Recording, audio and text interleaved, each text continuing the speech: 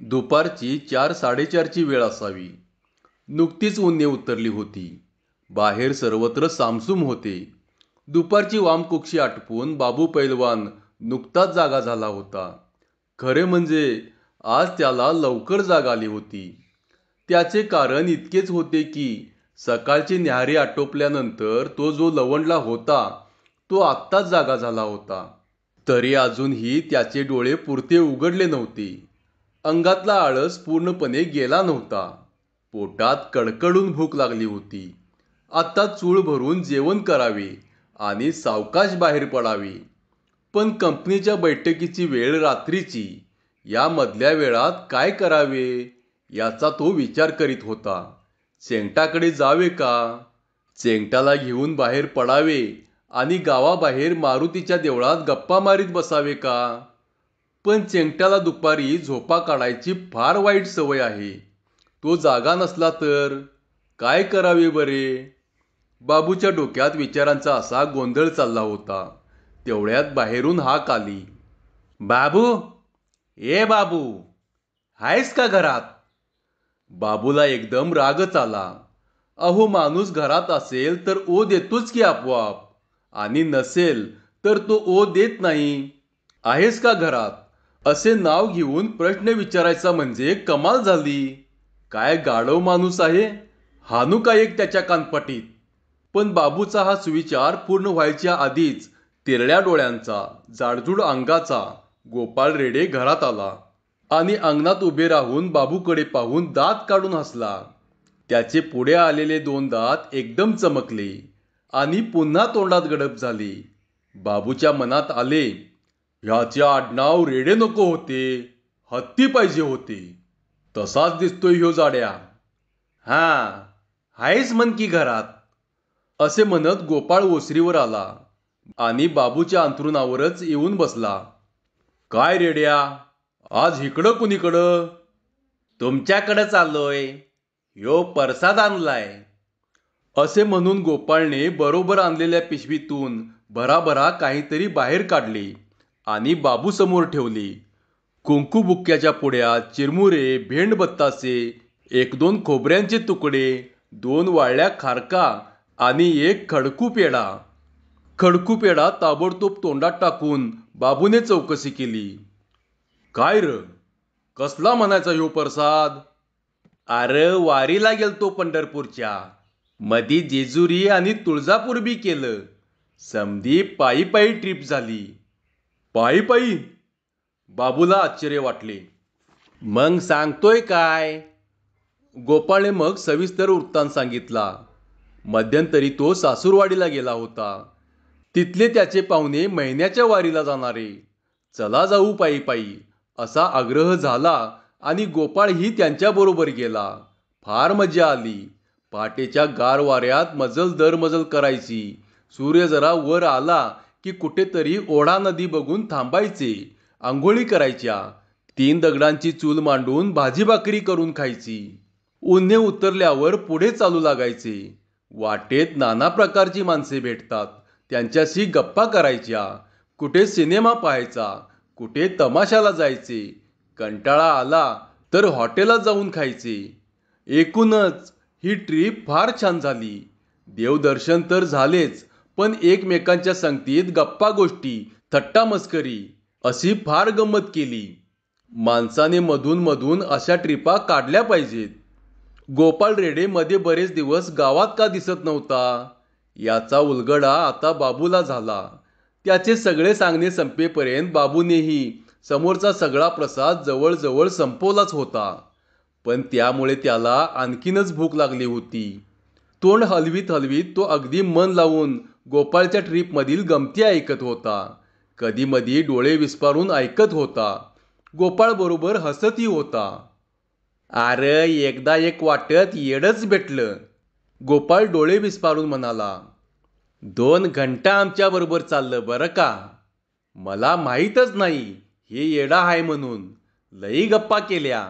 मला म्हणलं मी देव प्रत्यक्ष पाहिलाय. मी विचारलं त्याला, कसा होता र देव, कोणचा देव भेटला? तर म्हणाल, काय नाव सांगितलं नाही त्यानं. पर डोळ्याला चष्मा होता त्याच्या. 4 हात आणि 4 पाय समद होतं. मग मला कळलं, आईला ही येडं हाय म्हणून.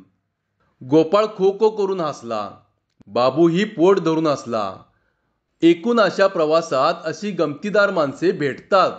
आपण ही कंपनीची अशी एखादी ट्रिप काढली पाहिजे. नाही म्हटले तरी कंटाळा येतोच की. अशी एखादी ट्रिप काढली तर 4 नवी गावे पाहता येतील, नवे लोक भेटतील, कुठेतरी काहीतरी नवी घडेल, तेवढीच मज्जा येईल. प्रसाद देऊन गोपाळ निघून गेला. तरी बाबूच्या डोक्यात हाच एक विचार सारखा सारखा गरगरत राहिला. एखादा भोवरा दोरीवर सोडून दिला की बराच वेळ तो जसा फिरतच राहतो, तसेच बाबूचे डोके होते. एकदा कुणीतरी त्याच्या डोक्यात एखादा किडा घुसवला की बाबूचे डोके भोवऱ्यासारखे वेगाने बराच वेळ फिरत राही. दुसरे काहीच त्याला सुचत नसे. तसा बाबू अनेक वेळा तालुक्याला गेला होता. एसटीचा प्रवास ही अगदी मामूली गोष्ट होती. बाबूने काही गावेही पाहिली होती. सिनेमा, नाटक, तमाशा सगळे वारंवार पाहून झाले होते. त्यात त्याला काही नवे नव्हते. पण बरोबरच्या 4 लोकांना घेऊन पायी ट्रिप काढणे ही जरा नवलाईची बाब होती. हे अजून त्याच्या बाबतीत घडले नव्हते. आपली नेहमीची कंपनी घेऊन एखादी ट्रिप काढली तर किती मजा येईल. 24 तास सगळ्यांनी एकत्र राहायचे. ही कल्पनाच विलक्षण होती.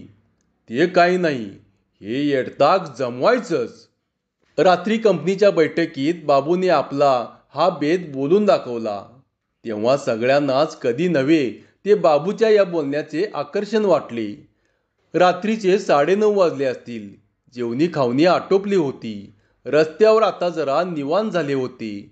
रातकिड्यांचा आवाज ऐकू येईल इतकी शांतता पसरली होती. पाऊस पाणी होऊन गेल्यामुळे हवेत थोडा गारठा होता. मध्येच एखादी वाऱ्याची झुळूक येई, अंगे शहारत. गणा मास्तरने कधी नव्हे ते गळ्याभोवती मफलर गुंडळला होता. रामा खराताला बीडीच्या उष्णतेमुळे गारठ्याचे फारसे काही वाटत नव्हते. त्याचे धुराडे चालूच होते. शिवा जमदाडे काकेत दोन्ही हात दाबून तुकोबाचा कुठला तरी अभंग आठवत होता. नाना चेंगट मात्र थोडासा कुडकुडत होता. मध्ये थडथड करून त्याचे दात वाजले. बाबूची ढाल करून तो जरा पाठीमागे बसला असता तर एवढी थंडी लागली नसती. पण बाबूच्या इतके जवळ बसणे हे त्याला नेहमी धोक्याचे वाटत असे. म्हणून मध्येच एखादा शहारा सोसत तो कट्ट्याच्या कडेला पाय सोडून बसला होता. एकट्या बाबूनेच बैठकीतली मध्यवर्ती जागा पकडली होती आणि तो जोरजोराने कंपनीची ट्रिप काढायची या विषयावर तळमळीने बोलत होता. गणा मास्तरने हातातले वर्तमानपत्र पुरते उघडले सुद्धा नव्हते. ते तसेच बाजूला ठेवून तो म्हणाला, हां बाबू, आयडिया मात्र फर्स्ट क्लास आहे. काढूया एखादी ट्रिप. पण समद्यांची तयारी आहे का? कुठं काढायची? बोला. चेंगट तंगड्या वर घेऊन मांडी घालीत बसला. ती जाहिरात गणा मास्तर पहिल्या पानावर असती ती. तू हमेशा वाचतोस की. तिकडं जायचं का? गणा मास्तरला एकदम हसूच आली. कुठली जाहिरात म्हणतोस नाना तू? ती बँकॉक सिंगापूर? हां हां. लेका ते किती लांब हाय ठाऊक आहे का? किती? विमानानं जावं लागतंय. खालनं रस्ताच नाही. असं? मग आणि तिकीट किती पडतंय ठाव आहे का? किती? 10,000 पाहिजे. 10,000. सिंगापूरला विमानाने जावे लागते. याचे बाबूला थोडे आश्चर्य वाटले. महादेव उंच डोंगरावर आहे खरा, पण विमान? कदाचित नवी सुधारणा झाली असेल. तरी त्याने विचारलेच, मास्तर, शिखर सिंगापूरला जायला 10,000 रुपये लागते ती. अरे बाबा, सिंगापूर नव्हे, सिंगापूर. हा हा. आणि तिकडं कशाला मरायचं रे चेंगट्या? वय बरोबर हाय. इतक्या लांब नको हेच म्हणतोय मी. चेंगट्याने शांतपणे उत्तर दिले आणि हळूच बाबूच्या तोंडाकडे पाहिले. होय, त्याचे मत आजमावले पाहिजे. नाहीतर बाबूचा नेमका तोच आग्रह असायचा. 10,000 म्हणजे काय चेष्टा आहे? चोऱ्या करून सुद्धा एवढे मिळणार नाहीत. बाबूने एकदा चिडखोर मुद्रेने नानाकडे पाहिले. लेका, इतक्या लांबची ट्रिप म्हणतोय का मी? भिरमीट टाळक्याचंच आहेस चेंगट तू. हॅट. शिवा जमदाड्याच्या मनात तीर्थयात्रा करण्याचे फार दिवस घोळत होते. तो पुढे सरसावून बोलला. तेच म्हणतो मी. काशी रामेश्वर असलं काहीतरी काढा. तेवढंच देवदर्शन होईल. गणा मास्तर शांतपणे बोलला. अरे मामा, काशी रामेश्वर तरी कुठं जवळ आहे? किती लांब असेल? आगगाडीनं जावे लागेल. मग जायचं. काय पडल ते पडल. जीवाच्या करारावर सुटायचं. तसं नव्हे शिवा. 4-4 दिवस आगगाडीत बसावं लागतंय. जेवण खान समद गाडीतच. असं व्हय. मग नग. शिवाने माघार घेतली. बाबूनेही विरोध केला. शिवा, अरे कुणीकडं काशी आणि कुणीकडं रामेश्वर? कुणीकडं? आधी काशी लागती. त्याच्या पलीकडं लांब रामेश्वर हाय. बाबूने हातवारे करून अंतर दाखवले.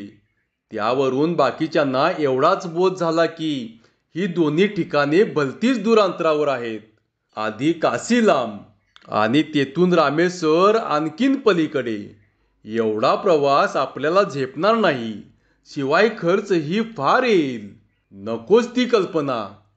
रामा खराताने बिडीला थोडी विश्रांती दिली. विझलेली बिडी काडीपेटीवर आडवी झोपवून तो खवटपणे म्हणाला. मग कुठे म्हणता? दिल्ली, आग्रा, काय काश्मीर? अरे ते बी लई लांब. जायाचं लांब. त्याला काय होतंय? चेंगट पुन्हा पुढे सरसावला. अरे तिकडे दंगा चालू आहे म्हणत्यात. रोजच्याला 10-5 माणसं खलास होत्यात. तिकडं तेवढं नग बाबा. गणा मास्तरनीही चेंगट्याच्या बोलण्याला दुजोरा दिला. हां, दंगा मारामारी तर हायच. त्यातच पूर आलाय समधीकडं. गावच्या गावं पाण्यात गेलीत. तवा तिकडचं नावच काढू नका. पुष्कळ वेळ चर्चा झाली.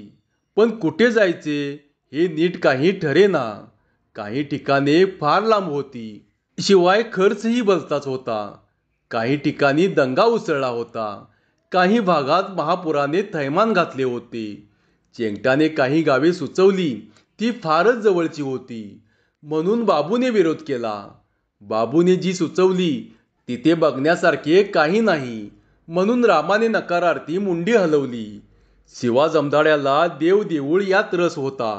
कुठलेही गाव सुचवले की तिथे कोणता देव आहे एवढाच प्रश्न तो विचारित असे. अशा स्थितीत एकमत होणे कठीणच होते. शिवाय पैशाचा प्रश्न महत्वाचा होता. कुणीही फारसे पैसे खर्च करायला तयारच नव्हते. यामुळे बाबू अगदी वैतागून गेला. ह्या माणसासनी कशाचीच गोडी नाही. नुसता घोळ घालीत बसत्यात.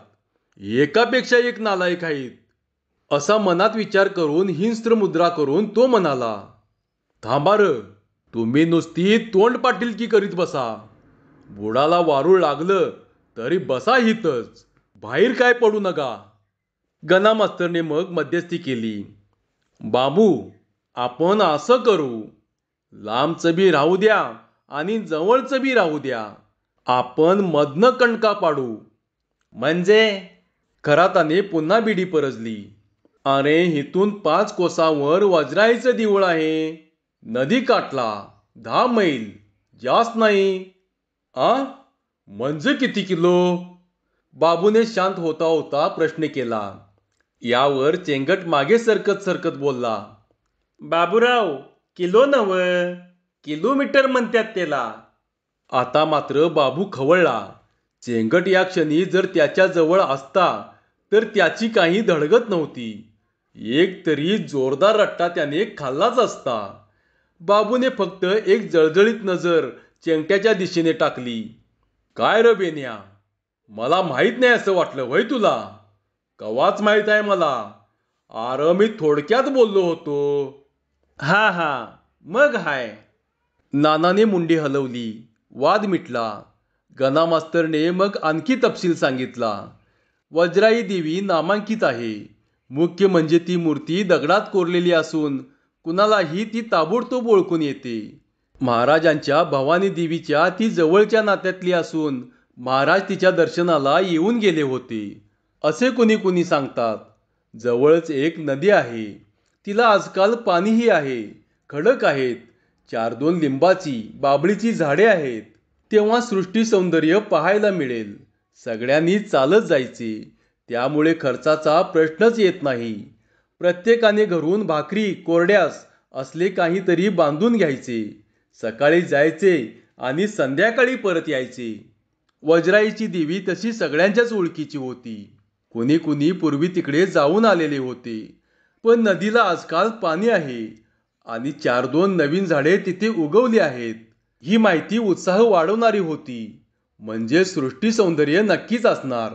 देवीचे दर्शन होईल हा लाभ होताच. जमदाड्याने ताबडतोब आपली संमती जाहीर केली. नदीत कदाचित पोहताही येईल या कल्पनेने बाबू खुश झाला. आणि या ट्रिपला खर्च जवळजवळ नाहीच हे कळल्यामुळे चेंगटाला बरे वाटले. सगळ्यांचीच तयारी दिसली. तेव्हा खरातानेही विरोध केला नाही. ट्रिपचे ठिकाण नक्की झाले. आता प्रश्न उरला की कोणत्या दिवशी जायचे. बाबू उत्साहाने म्हणाला, "अरे कवा म्हणून काय विचारतोस? उद्या सकाळीच निघायचं." शिवा घाईघाईत बोलला, "नको नको, देवीचा वार मंगळवार असतो. मंगळवारी जायचं." "अरे लेका, आज बुधवार हाय. मंगळवार म्हणजे अजून 8 दिवसावर गेलं ते." "मग जाईना." "बरं, मग शुक्रवारी जाऊया. शुक्रवार बी देवीचाच वार असतोय." पण जमदाड्याची खरी अडचण वेगळीच होती. त्याच्या बायकोची आजच अडचण सुरू झाली होती आणि 3-4 दिवस थांबण्याची आवश्यकता होती. पण हे सगळे सांगायचे त्याच्या जीवावर आले होते. "ते खरं, पण शुक्रवार परास मंगळवार एकदम हाय क्लास. देवीला सुधीक मंगळवार जास्ती आवडतो. त्या दिवशी ती फुल्ल जागी असतीया."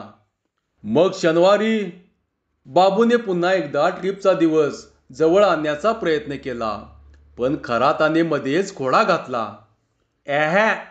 शनिवारच्याला आपला उपवास असतोय. दिवसभर नुसत्या शेंगदाण्यावर असतोय मी. तवा शनिवार न ग." पुन्हा वादावादी झाली. कुणाला गुरुवारी काम होते. गणा मास्तरला रविवारी तालुक्याला जायचे होते. चेंगट्याला सोमवारी बाजार होता. बाबूला मात्र प्रत्येक दिवस रिकामा होता. इतका झकास कार्यक्रम माणसे पुढे का ढकलत आहेत याचे त्याला आश्चर्य वाटत होते आणि रागही येत होता. बरीच चर्चा झाली. शेवटी मंगळवारच पक्का ठरला. मंगळवारी सकाळी लवकर निघायचे. उन्हे कोवळे आहेत तोपर्यंत निघायचे आणि संध्याकाळी परत यायचे. हे सगळे बजावून ठरले आणि मगच बैठक संपली. मग मंगळवार येईपर्यंत मध्ये फारसे काही विशेष घडले नाही. गणा मास्तर 1-2 दिवस नव्हताच. त्यामुळे बैठकीत खंडच पडला. 1-2 बैठका झाल्या, पण कधी नाना चेंगट नव्हता तर कधी रामा नव्हता. शिवाला हातानेच करून खायचे होते. तोही 1-2 दिवस आला नाही. त्यामुळे विशेष घडामोडी दरम्यान झाल्याच नाहीत. बाबूच दर खेपेला मंगळवारच्या ट्रिपची सगळ्यांना आठवण करून देत होता. अखेर मंगळवार उजाडला. कधी नव्हे ते बाबू पहाटे उठला होता. बायकोकडून त्याने भाकरी आणि कालवण करून घेतले. मग पिशवी हातात घेऊन तो घाईघाईने बाहेर पडला. तेव्हा चांगलेच उजाडले होते. उन्हे पडली होती. लोकांचे दैनंदिन व्यवहार सुरू झाले होते. आपण अगदी लवकरच बाहेर पडलो आहोत याबद्दल त्याची खात्रीच होती. पण गणा मास्तरच्या घरी गेल्यावर त्याच्या लक्षात आले की सकाळचे चांगले 8 वाजले आहेत, पण अजून कुणाचाच पत्ता नाही. गणा मास्तर अंघोळीला गेला आहे आणि त्याची बायको कांदे चिरीत बसली आहे. अजून तिचे सगळेच व्हायचे आहे. घरात शिरता शिरता त्याने हाक मारली, "गणा मास्तर, मी आलोय बरं का." गणाची बायको डोळ्यातील पाणी पुसत पुसत आणि नाकाने सुसू करीत म्हणाली, "अंघोळीला बसलेत." "कवा गेलाय?" "आत्ताच. अर्धा घंटा झाला असेल. बसा की." "होय का? आटीप म्हणाव लवकर." असे म्हणत म्हणत बाबू ओसरीवरच्या गोंगड्यावर बसला. पाठीमागे गुंडाळलेली वळकटी होती, तिला टेकला. पिशवीतून पिठल्याचा येणारा खमंग वास त्याला एकसारखा जाणवू लागला. घरून थोडे खाऊन निघालो असतो तर बरे झाले असते, असे त्याला सतत वाटू लागले. गणा मास्तरची आंघोळ आटोपली. मग त्याने देवपूजा केली आणि कपडे घालून तो तयार झाला. तरीही कुणाचाच पत्ता नव्हता. त्याने आश्चर्याने विचारले, अजून कोणी कसं आलं नाही बुवा? बाबू मात्र खवळलाच होता. अरे बघ की, कशी जात आहे एक एक. इतकं समद बजावून सांगितलंय तरी हाय का कोणी येळवर? आणि तुझा बी स्वयंपाक होतोय अजून. आणि त्याला काय उशीर? समदे येईपर्यंत आपला डबा तयार. एवढे बोलून गणा मास्तर हाताने चुटक्या वाजवीत बायकोला म्हणाला, ए वाढ ग लवकर, आटपासिक, आपल्याकडनं लेट व्हाय नको. बाबूला आश्चर्य वाटले. म्हणजे हा गडी झकास न्यारी करून निघणार की काय? आपणच गाढव. बायको चांगलं काहीतरी खाऊन जा असं म्हणत होती, तरी तिचे न ऐकता आपण तसेच बाहेर पडलो. का तर उशीर होईल म्हणून. आता बाकीचं सगळं गडी खाऊन पिऊन निघणार आणि आपल्यालाच काय दुर्बुद्धी झाली ही. फोडणीचा चरचर असा आवाज सबन ओसरीवर दरवळला. मग मात्र बाबूला धीर धरवेना. तो तेथून उठलाच. गणा मास्तर, होऊन दे तुझं, तवर मी समध्यासनी बोलवून आणतो, असे म्हणून तो तरातरा उठला आणि थेट आपल्या घराकडे गेला. बायकोला म्हणाला, काय ग, न्यारी करूनच निघायचं ठरलंय? तू वाढ मला पाठदिशी. बाबूची बायको ठसक्यात म्हणाली, होय का? मी सांगतच होते की, पर ऐकतासा? ए, उगीच कथा करू नको, वाढ असिक. आव तुमच्या पुरतं केलं आणि चुली जिवली की, आता जरा टाइम लागल. मग मी ह्या पिशवीतलं खातो, तू पुण्यांदा करून दे. बाबूने पिशवीतून दशम्यांचे गाठोडे बाहेर काढून सोडले आणि लगेच न्याहारीला प्रारंभही केला. बायकोने चांगले चांगले करून दिले. दुधाच्या 3-4 दशम्या होत्या. घट्ट पिठले होते. त्यातल्या लसणाचा वास तर नामांकित होता. वेगळी लसणाची चटणीही होती. कांदा, गूळ, वाळूक आणि तांदूळशाची परतलेली भाजी. सगळे संपून टाकायला बाबूला फारसा वेळ लागलाच नाही. तोपर्यंत बायकोने भाकरी तव्यावर टाकलीच होती. दुसरी कसली तरी भाजी केली होती. ताजे ताजे खाण्यात काही वेगळीच गोडी असते, असे बायकोने मध्येच चुकून म्हटल्यामुळे बाबूने ताजी भाकरीही खाऊन बघितली. मात्र पुन्हा दुपारी जेवायचे आहे, त्यामुळे त्याने एकच भाकरी खाल्ली. जास्त खाण्याचा मोह त्याने कसाबसा आवरला. तांब्याभर पाणी गटागटा पिऊन बाबूने मोठी ढेकर दिली. आता कुठे त्याचा अंतरात्मा तृप्त झाला. त्याला एकदम बरे वाटले. बाकीच्या मंडळींच्या बद्दल आलेला राग आता जरा कमी झाला. झाला उशीर तर होऊ दे, काय बिघडत नाही, असे त्याला वाटू लागले. मग सावकाश डुलत डुलत तो पुन्हा गणा मास्तरच्या घरी आला. तेव्हा सकाळचे 10 वाजले होते. गणा मास्तर ही त्याचीच वाट पाहत होता. रामा खरात आणि शिवा जमदाडे हजर होते. येऊन जाऊन चेंगटच दिसत नव्हता. रामा शांतपणे म्हणाला, काय बाबूराव, ही काय टाईम झाली व्हय? च्या मारे आम्हाला सांगत होतास लवकर निघायचं म्हणून. त्याच्या या बोलण्यामुळे बाबूचे डोकेच गेले. काय म्हणालास? अरे इथं बसून बसून गेलोय, तुमचाच भडव्यानो पत्त्या नाही आणि मलाच उपराटे विचारतोस? मध्येच शिवाने विचारले, पर तू तरी आमासनी बलवाय जातो असं म्हणून बाहेर पडलास इथनं आणि आमच्या घराकडं आलाच नाहीस अजाबात. अरे मधीच काम निघालं घराकडं, म्हणून तिकडनं मग तुमच्याकडं आलतो, पर तुम्ही आताच गेलाय असं समजलं. एवढे बोलून बाबूने एकदम विषय बदलला. पर चेंगट्या का आला नाही अजून? आता तुम्ही हितच 12 वाजवणार म्हणा. येईल, त्याची भावजय जरा सीख हाय म्हणून तो स्वतःच भाकरी करायला लागलाय. न्यारी करून येतोच म्हणाला. न्यारी करून? अरे त्याच्यात कशाला टाइमपास करायचा आणि तिथं काय जेवायचं नाही का त्याला? बरं, आता गप बस. त्यो बघ आलास नाना. नानाने घरात प्रवेश केल्याबरोबर बाबूने त्याच्याकडे हिंस्त्र दृष्टीने पाहिले. त्याबरोबर त्याला धोका कळलाच. तो एकदम गणा मास्तराच्या जवळ जाऊन उभा राहिला. त्याने हळूच एकदा सगळ्यांच्याकडे पाहून घेतले. मग बाबूकडे पाहून उगीच तो हसला. बाबूने त्याला उपरोधिक सुरात विचारले, काय र, झाली का न्यारीबिरी व्यवस्थित? होय होय झाली की. नानाने मान हलवली. काय अजून काय कसर राहिली असल तर हितच पुन्हा एकदा खाऊन घे. गणा मास्तरने विचारले. पण नाना, तू हिकडच्या साईडनं कसा काय आलास? बाबूकडे सावधतेने पाहत चेंगट मागे सरकत सरकत बोलला. मी बाबूला बोलवायला त्याच्या घरी गेलतो. मग? त्याची बायको म्हणली, अहो आत्ताच गेलेत. लई येळ न्याहारी करीत बसलं होतं. तरी मी म्हणत होते. असे म्हणून नानाने जी पुढे हकीकत सांगितली त्याच्यावरून मंडळींना बरीच गमतीशीर गोष्ट समजली. बाबू पुन्हा घरी आला. त्याने बायकोला पुन्हा स्वयंपाक करायला सांगितला. तिचा स्वयंपाक होईपर्यंत त्याने बरोबर घेतलेल्या सगळ्या दशम्या, भाजी, पिठले संपवले. ताज्या स्वयंपाकातलीही थोडेसे संपवले. आणि मग तिथे जेवायला थोडी भूक पाहिजे म्हणून तो उठला. हा सर्व वृत्तांत नानाने तिखट मीठ लावून सर्वांना सांगितला. हा वृत्तांत ऐकून सर्व कंपनी बाबूकडे पाहत खवचटपणे हसली. खरात आला तर एकाच वेळी बिडी ओढणे आणि हसणे जमले नाही. त्याला ठसकाच लागला. डोळ्यातून गळागळा पाणी आले. चेंगटानेही दात काढले. बाबूचे मग एकदम डोकेच फिरले. आईला तुम्ही या हादडून आणि मला नावं ठेवता होय? असे म्हणून तो उठलाच. हातात पिशवी घेऊन तरातरा निघाला. दरवाजापर्यंत गेला. बाकीच्यांना काही कळेना.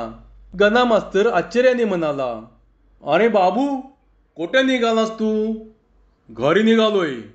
आ? मग आम्हाला ट्रिपच नको ही. जावा तुम्हीच.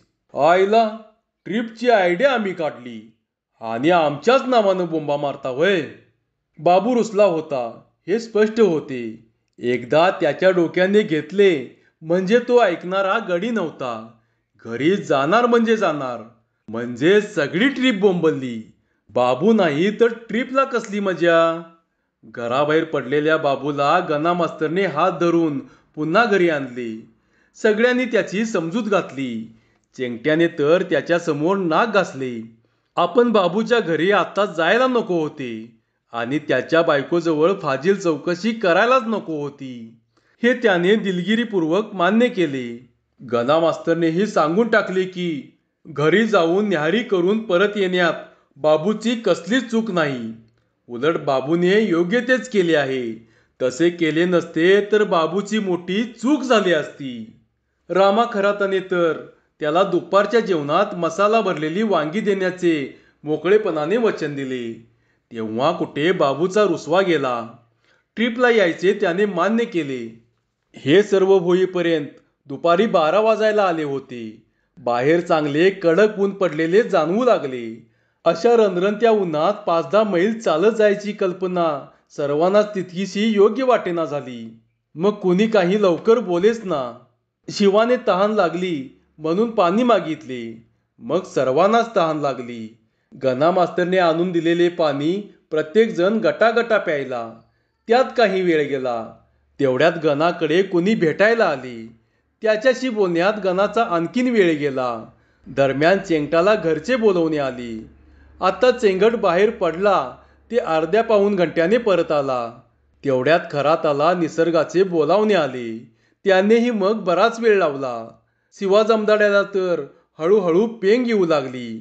थोड्या वेळाने तो आडवाच झाला. बाहेर बगवेना इतके ऊन रणरणताना दिसू लागले. वारा अगदीच पडला होता. झाडाचे पान देखील हलताना दिसेना. सगळ्यांना पुन्हा तहान लागली. शेवटी गणा मास्तरनेच विचारले, काय कसं करायचं मग? आता तरी निघायचं का की घटकाभरानं निघायचं? बाबूकडे सावध दृष्टीने पाहत चेंगट घाईघाईने बोलला, मास्तर, बाबून ही आयडिया काढली. तवा त्यो म्हणत असल तर आता लगेच सुटायचं. जास्ती लेट कराय नको. कसं बाबूराव? पण बाबूच म्हणाला, आता असं करू, लेट झालाच हाय तर आणखी जरा होऊ दे की. म्हणजे? आता अशा उन्हात चालणं होणार का? त्या परास इथंच गडीभर बसूया आणि ऊन उतरल्यावर निघू. कसं? बाबूची ही सूचना सर्वांना एकदम मान्य झाली. ऊन उतरेपर्यंत थांबावे आणि मग निघावे, ही बाबूची कल्पना योग्यच होती. एवी तेवी सर्वांनी दशम्याचे गाठोडे आणलेले आहेच, मग घरी कशासाठी जायचे? थोड्या वेळाने इथेच जेवण करावे, घटकाभर विश्रांती घ्यावी, मग ऊन कमी झाल्यावर निघावे आणि पुन्हा जेवायला घरी परत यावे.